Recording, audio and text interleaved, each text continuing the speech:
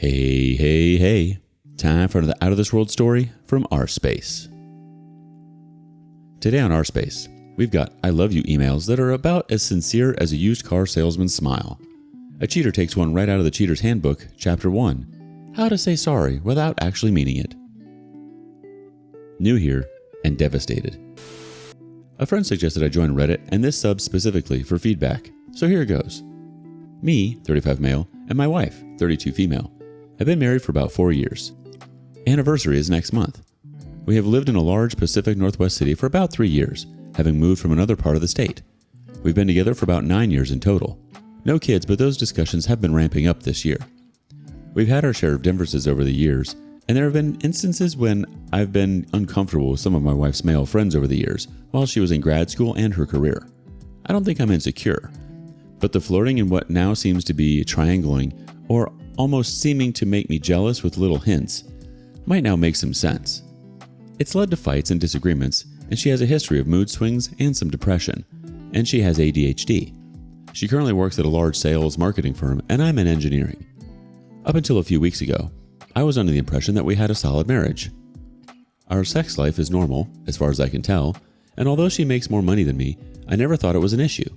I have noticed the fights increased over the past 18 months, but over the past few months, she's been very attentive, although seemingly more depressed, and she's lost a ton of weight. She is small, but went from that to skin and bones and not eating much. I think I know why. 2 weeks ago, I received an anonymous text message from someone that works with her.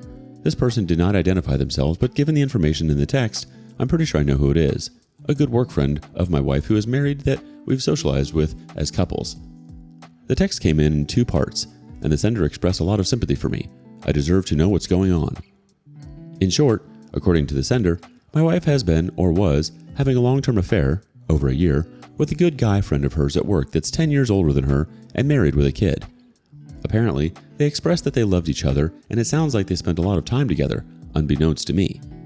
As if that's not bad enough, my wife also started another affair with a second married guy who works for the same company and is about 20 years older than her, who has several kids.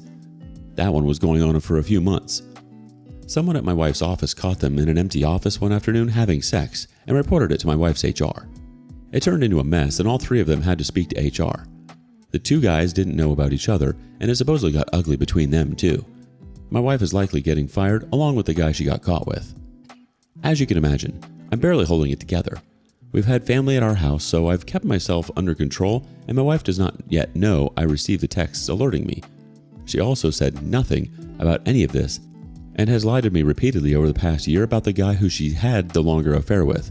I sensed something was up and mentioned it several times, and she just told me I was being weird, that we're just friends, and so on and on. So I dropped it. We have different cell plans, but I figured out her password, and seeing all the texting and photo texts between the people I have now identified as the work affair people was sickening. There are also a large amount of texts with another number, but I couldn't figure out who it was. I just know it's not any of her close girlfriends because I also have their numbers. I'm at a loss and feel like an idiot. It's the holidays and family is here, so I'm keeping a brave face. But once they leave after New Year's Eve, I just don't know where to start. I can't even understand what's going on here with what is serially cheating. All the lying and manipulation she's been doing. Is there any coming back from this? Or for those of you that have been down this road, what do I do next? I feel like I'm going to lose it in any second, and I appreciate any advice, regardless of how harsh it might be. Looks like Santa's not the only one coming to town this holiday season. Seems like your wife's been hosting her own little naughty list party complete with the workplace shenanigans and surprise affairs. Who needs mistletoe when you've got office desks for rendezvous? Forget about decking the halls. It's time to deck the halls with caution tape and divorce papers. And as for those anonymous texts, it's like a festive gift exchange of betrayal and deceit. Just remember, 'tis the season to be jolly, even if your wife's been busy spreading more than just holiday cheer. So grab a glass of eggnog, take a deep breath, and prepare yourself for the wildest ride of your life. Who knew marriage could be so eventful? Update. Thank you to everyone who has responded and reached out. It's been helpful and kind. I thought a lot about what everyone said and ended up trying to sync my work iPad with her phone, and it worked. Mostly. I got a chance when she went outside for a bit with her nieces and nephews and left her phone charging in our bedroom. I got lucky on the password, which was more obvious than I would have thought, and got it on the second try. Things were as bad as I imagined they were, based on what I could cover, and the anonymous texter who tipped me off was clearly being truthful. I recovered archived WhatsApp chats and some ongoing ones. I'll summarize as best I can because what I saw disgusted me and probably will traumatize me for a while. My wife was definitely sleeping with both coworkers and neither seemed aware, apparently. Long-term guy seems to have really liked her, but their recent convos got icy as my wife seems pissed that he disclosed the truth about the relationship as part of the HR process. Several weeks ago, so around when I found out, and probably around the time the HR thing kicked off, she was telling him how much she loved him, but then a week later, she's telling him she needs space, isn't sure, etc. Their archived messages, or the ones I could recover, go back well into 2022. They are sexual, graphic, include pics, details, etc., and always included I love yous on both sides. Short-term guy, the much older one, is worried about his job but also keeps trying to get her to meet it to hook up. She keeps her distance, it seems, but some of their chats, they only went back to September, are definitely sexual, expressing sexual wants, etc. It seems less frequent than long-term guy, not all that emotional, just flirty and highly sexual. She also complained to him about long-term guy making her life complicated, a direct quote, even though it seems long-term guy wasn't the one who caught them, so I'm not sure how he found out. Here's what I ended up doing. I called my boss and explained what I could muster up, and I asked for a few weeks off. He was very understanding and gave me 3 weeks to sort things out and get away. My wife on Friday went out shopping and to a movie with her sister, and that's when I bailed. I packed up all the clothes I wanted, essential electronics, and a few random items, and loaded up my truck with about 4 duffel bags and a few boxes. I spoke with her dad and spilled, and told him what was going on. He was angry and incredulous at first, but when I shared some of the messages with him, the most PG I could find, he sort of broke down, gave me a hug, and I told him I'd be staying with friends out of town, who live about an hour away. Reading those messages, I felt like I was outside looking through a window of a love triangle movie that turned into a horror movie because it's my wife leading this second life. I'm emotionally exhausted. I feel sick and I cannot just get my head around how someone could act this way. I feel I need to file, so I'm hoping one of the lawyers I contacted over the past few weeks gets a hold of me this week. Any additional advice or thoughts are welcome. Bravo! Nothing says I'm out of here like a truckload of duffel bags and a getaway to the hills. Just remember to pack your sense of humor alongside those essential electronics. After all, laughter is the best medicine, especially when you're navigating the minefield of divorce proceedings. Update 2. It's been busy last week, or at least I've been trying to stay focused by keeping myself busy by keeping my life organized as I move forward. Thank you again to everyone who continues to reach out with all the support and advice. Here's where things are at. So far, I've not responded to any of her texts or calls. I don't plan to, but it's very difficult. There have been points every day where I break down, but I'm realizing, mostly through the advice I've gotten here, that nothing good is going to come from communicating with her. I want out. I'm filing for divorce. And the longer I go without having any contact is good for me, even if it feels raw right now. I have an attorney that family has helped me to pay for, and I've gone through the whole story with her several times, provided all the information she's asked for, etc. I think my wife will be served at some point in the next week or two. At least that's my understanding. The validation I got from my attorney was a relief, but she was also blunt. She said, in no uncertain terms, that my wife is a narcissist and that this is disordered, awful conduct that is really bad. She communicated that she doesn't see my circumstances too often, multiple affairs at once at the workplace and lies to all involved. For some reason, that has made me feel better, like this really is as bad as it sounds and as bad as it's made me feel. Also, for those who have asked, we were renting our house and the lease period is up after March. I emailed the landlord, it's an older couple, let them know we were splitting up. I kept it brief, no details, and would not be renewing. My friends have graciously allowed me to continue staying with them, and I'm just going to pay the rent for the next few months and bite the bullet. I can often work remote, and even though my office is a bit of a drive from my friend's place, I can handle it for a bit. I guess I figure this is the best way to live somewhere I feel secure, understood, and don't have to deal with possibly seeing my wife. Finally, the last part. Maybe this was a bad idea, but I did it anyway. I made contact with the 2 affair partners. I got one of their numbers through a friend of a friend, and the other one I just called at my wife's company and got transferred through. That was the shorter term, older guy. I think he's 50 or early 50s. I introduced myself, told him we needed to talk, and that I had some questions. He panicked on the phone, seemed nervous, and said he didn't have anything to say and hung up. Longer term guy and I had 2 calls, for a total of about an hour. This is the guy who's 40, I think, who my wife was really good friends with. As much as I hate his guts, I respect that he answered my questions. I'll say this, he was confident but apologetic, and I believed what he told me based on some specific details we discussed over the course of the calls. He just laid it all out there. What was shocking was the crap my wife told him about me and us. I was verbally abusive, we rarely had sex, I was lazy and checked out, etc., etc. He acknowledged that he should have never started the relationship with her and basically did so because he was miserable at home. He and his wife are now separated, and he said he came clean with her about what had gone on with my wife, but admitted that if it weren't for the HR situation, he probably wouldn't have. He even gave me her number if I wanted to speak with her. He shared some painful things in response to my questions and was under the impression that the crap my wife was telling him about me was real, and that she really meant all of the feelings she shared with him, because their relationship went on so long and he trusted her. I thanked him, and after I hung up the phone, I just broke down again. Many of you reached out and advised to not spend any time wondering why she did this, but I just can't get away from that topic at the moment. I think I'm still in disbelief that someone I trusted and thought loved and valued me could act this way.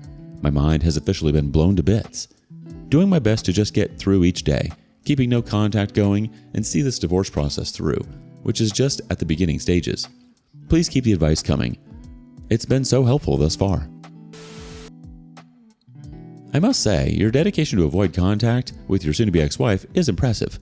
It's like you're playing a high-stakes game of emotional dodgeball, and you're the MVP dodging those texts and calls like a pro. And let's give a round of applause to your attorney for confirming what we all suspected. Your wife's behavior is straight out of the narcissist's playbook. It's like you're living in a real-life episode of House of Lies, except you're the one getting played. Yikes. Sorry, OP. Update 3. This sub has been an immense resource, and combined with the therapist I just started seeing, I hope it helps me get through this in one piece. Posting a weekly update has been cathartic, and the feedback is so emotionally valuable. Thank you. Well, it's getting closer to 2 months since I got an anonymous text from what I assume is a coworker of my soon-to-be ex-wife's, informing me of her serial cheating and HR issue. The head-snapping shock and numbness has not left me, but it's getting less dense. The realization that the embarrassment, pain, and stupidity I feel is likely going to continue for a long while is tough to swallow, but I've committed to doing the best I can each day to not let it fully conquer me. If I'm being honest, I'm struggling emotionally. I'm keeping it together, but the tears flow each night and I rarely cry. So I know this is my body speaking to me, so I just let it happen. I retained an attorney with the help of family, and a few of them attended the first real meeting with me. The initial petition or filing is done, and it's going to be served on her at some point in the next week or two. I feel good that I'm doing that now, and I know it's what's best.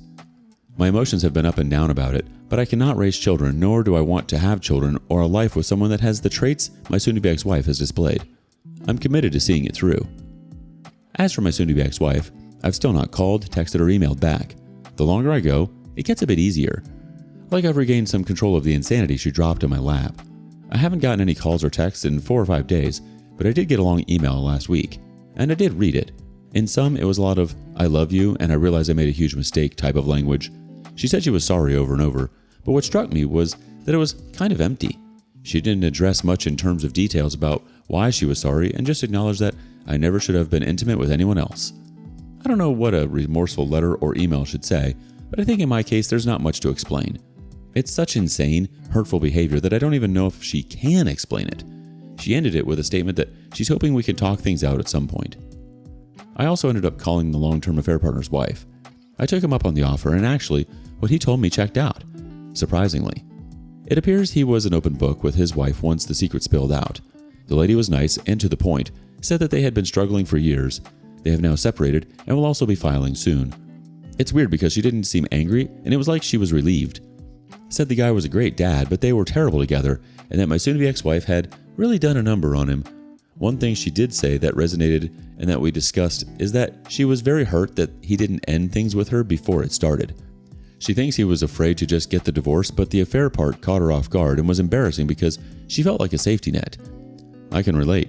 It's like they're afraid to risk being alone or something. The nature of what my soon-to-be ex-wife did is far too much for me. I've read a lot of stories on here, and I've seen a few where people don't leave when they discover serial cheating and all the lies. I can't imagine staying. I'm so disgusted, but also heartbroken at the same time. Also, I don't know yet if she is losing her job. I was told by the affair partner wife, the one I spoke to, that she's on leave, which doesn't sound good. I will post again when I can, just trying to focus on getting through the mess. Nothing says "I'm truly sorry" like a generic apology with a side of "I never should have been intimate with anyone else." Ah, the poetry of remorse. And who knew you could bond over shared betrayal and shattered dreams? It's like finding solace in a sea of despair. Update 4. Thought I'd share the latest because this sub has been a major lifeline for me the past several months. And a big thank you to each and every one of you that has reached out individually. I truly appreciate it. Well, here you go. She's been served and the divorce is underway. It was a huge mixture of emotions and continues to be as I waver back and forth between relief, sadness, crying fits, anger, and just about every emotion one could feel. I still feel like I'm in a horrible dream and I struggle to realize sometimes that this has actually happened. Never in a million years did I think this would happen. Her sister and her husband, I guess my ex-brother-in-law, have individually reached out and shared their disgust and support. Neither one of them knew apparently, and according to my ex-brother-in-law, who I was quite close with, they aren't hanging out with her. If nothing else, I appreciated their kind words, but I don't actually think they'll freeze her out forever, nor do I really care about that part. But it did feel nice to not have them blame me or ignore me. They both genuinely seem to be at a complete loss over this. I still haven't spoken to my ex or communicated back in any way. There are still calls and texts, but they are less frequent. My understanding through the grapevine is that she was fired and is living with her parents, or will be soon since the house we rented had the rent covered by me through March. Not sure if she's fully moved out or what, but I gathered that she's struggling and has lost even more weight. But apparently she's gotten the lips done even more than what she had before, for whatever reason. Full honesty, I did read a few of the emails she sent before I had to stop. It was a lot of the I love you stuff, tons of apologies, but no directly addressing her behavior or why really. She claims she's really messed up and that she got carried away because it was easy for her to connect with these guys. She liked the attention and never meant for me to see their messages. I sat back when I read that part, and it struck me that she obviously would have kept doing this if whoever caught her at work hadn't walked into that office that day. She also claims she never really loved the long-term affair partner and that she only loves me, but that's obviously impossible to accept given the nature of the messages I saw and the consistent emotional expressions of that very thing for the better part of a year. I guess if she was lying to me, it makes sense she was lying to these guys too. I don't know, it's just such insane behavior. I suppose this is more of a stream of consciousness than an actual update, but I just feel adrift. I don't want her back, but it's terrifying on some level to be in this position. Trying to understand how someone could look you in the eye and lie so consistently and pursue multiple other relationships at the same time is gutting. The long-term affair partner is tall and good-looking, so that doesn't help. But the other guy's a legitimate creep. Bald, muscular, but a loudmouth and definitely a dude that is always looking to hook up. It's a weird dichotomy, especially since she was supposedly happily married to me. I don't know what to make of it. I think it was just getting the validation and attention from anyone, I guess. But the more I read and the more I really think back and connect the dots, the more it seems clear that she is in the personality disorder category. I realize that the best avenue is to just move on and forget her, but that's much easier said than done. It's so hard, and trying to understand the behavior has helped me heal. That's all for now, but as always, any thoughts or advice is welcome. Thank you. The joys of marital bliss unraveling like a cheap sweater in a washing machine. Congratulations on serving those divorce papers.